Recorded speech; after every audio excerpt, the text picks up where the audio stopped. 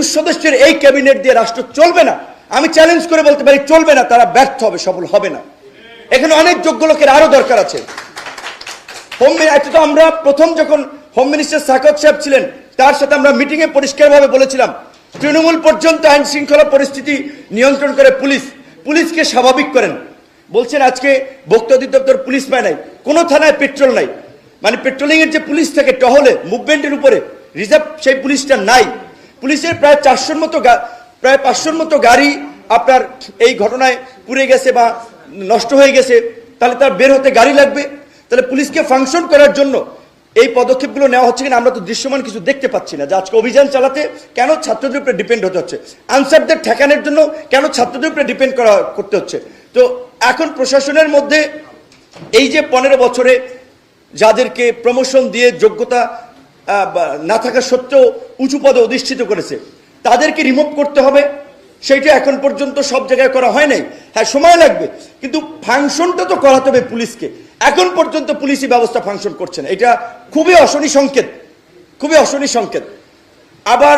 এখন আবার ধরেন আমাদের এই বিপ্লব, কেউ বলছেন বিপ্লব, কেউ বলছেন গণ অভ্যুত্থান, কেউ বলছেন ছাত্র জনতা নাগরিকদের অভ্যুত্থান।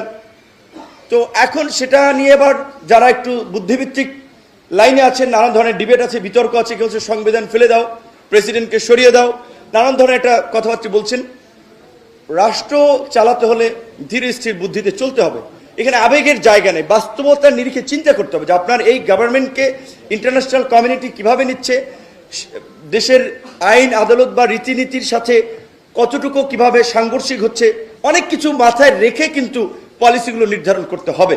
শুধুমাত্র আবেগ থেকে বললে হবে না। এখন কিন্তু রাজনৈতিক দলের সমর্থকরা, বাস্তবতা এইটা, আমরা আলাপ আলোচনা করি তো, অনেকে কিন্তু এই চায় না যে ছাত্রদের প্ল্যাটফর্ম, যেহেতু তারা একটা রাজনৈতিক দলের ঘোষণা দিয়েছিল রাজনীতি করবে, সো তারা আবার রাজনীতিতে খুব তারা মানে অনেকে ভাবছে 111-এর মতো এই ধরনের ইন্টারিম গভর্নমেন্ট থাকলে বিভিন্ন কিংস পার্টি তৈরি হয়, তো আবার একটা কিংস পার্টি তৈরি হচ্ছে কিনা এই আশঙ্কা থেকেও কিন্তু রাজনৈতিক দলের মধ্যে একটা বড় ধরনের শঙ্কা আছে, আলাপ আলোচনা চলছে।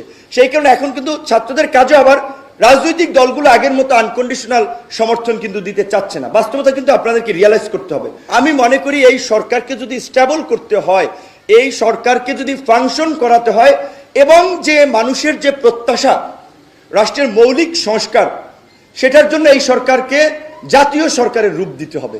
জাতীয় সরকারের রূপ দিতে হলে বিএনপি, জামাত, গণ অধিকার, বিভিন্ন রাজনৈতিক দল বলেন, অন্যান্য রাজনৈতিক দল, অনেকগুলো দল বলে তো অনেক সময় লাগবে। আমি বলছি মেজর পলিটিক্যাল পার্টি, বুইফোর নাম সর্বস্ব পলিটিক্যাল পার্টি খুঁজে তো লাভ নেই।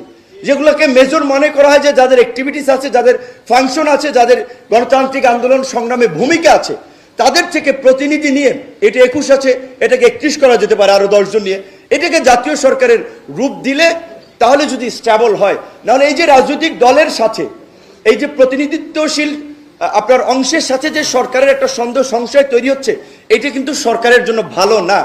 এবং এখানে আমাদের একটা শঙ্কা আছে, ইউনূস স্যারের মতো একজন ব্যক্তি, তার যে অবস্থান এবং মর্যাদা, তিনি তো কোনো বদনাম নিশ্চয়ই নিবেন না। তো যদি দেখে যে রাজনৈতিক প্রেশার তৈরি হচ্ছে ইলেকশনের জন্য, সংস্কার হোক বা না হোক, আমার ধারণা তিনি তার এই বদনাম নিবেন না, তিনি অতি দ্রুত সময়ের মধ্যে একটা ইলেকশন দিয়ে দিতে পারেন। আজকে এক ভাই বলেছেন ইসলামী আন্দোলনের যে 2 বারের বেশি প্রধানমন্ত্রী থাকতে পারবে না, এটা কিন্তু আমরা ওই 31 দফায় আমরা দিয়েছি।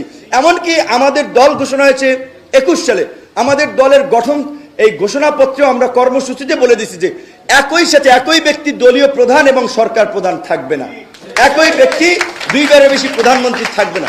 এরকম বেশ কিছু রিফর্ম আমরাও দিয়েছি। তারপর সমন্বিতভাবে কিন্তু রাজনৈতিক দলগুলো আমরা 31 দফা কর্মসূচিটা দিয়েছি।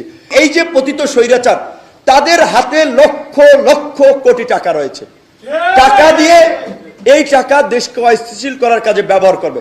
আর তাদেরকে ফুয়েল দেওয়ার জন্য আছে আমাদের প্রতিবেশী দেশ ভারতের তো ওপেন সিক্রেট, এই যে ভারতীয় এজেন্টরা গণমাধ্যমে বসে আছে, প্রশাসনে বসে আছে, এখন পর্যন্ত হয়তো অনেকে ভুল পাল্টাইছে, কিন্তু তাদের বিরুদ্ধে যদি ব্যবস্থা না নেওয়া হয় সরকারের বিপদ আছে।